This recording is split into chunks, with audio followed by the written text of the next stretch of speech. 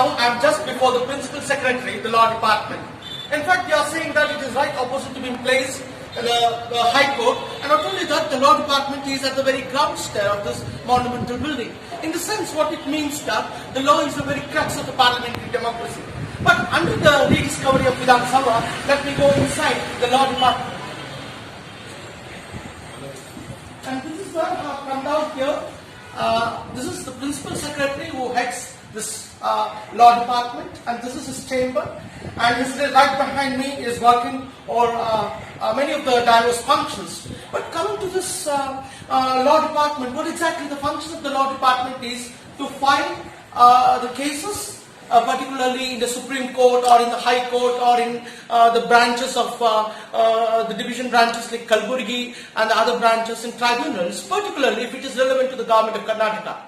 And even in the national and state form also. And this has been well handled by the Law Department under the Advocate General with the legal experts. And this is one important aspect. And as I told you, that the Indian Vidhan Sabha Law Department has a unique place. And more or less, when you just before talking about the Law Department, the origin of the Law Department starts from 1833, the Character Act.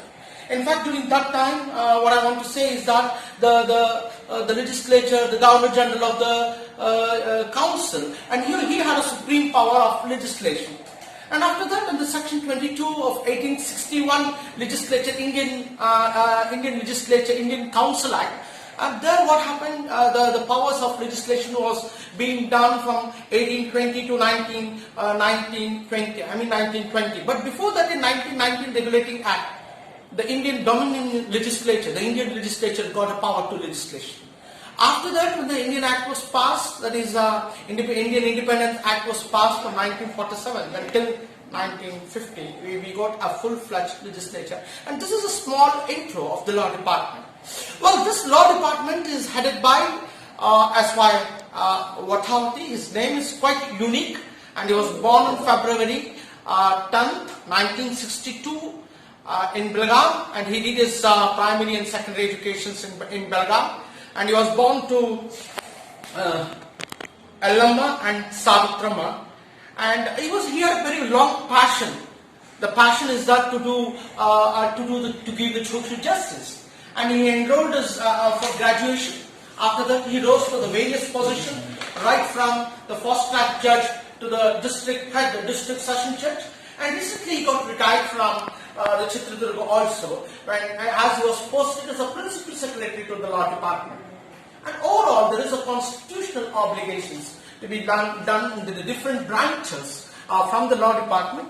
And the Law Department is, he further handles the 31 courts, and he has a manpower of 3,000 to 2,000 who are accountable to the state. But under this Law Department, there are various branches. One is called the Karnataka Institute for Law and Parliamentary Reforms, where our Honorable Speaker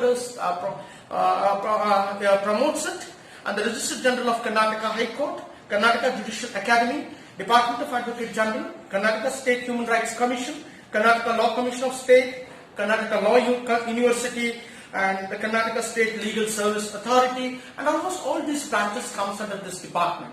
And this is being headed by the present Law Minister, Basuraj Bommai. He needs no introduction. He has been a senior member, and he has served for many as a minister for many terms. And he's the son of former chief minister, and who stands for S.R. Bommai, and whose classical case set a new precedent in the parliamentary democracy.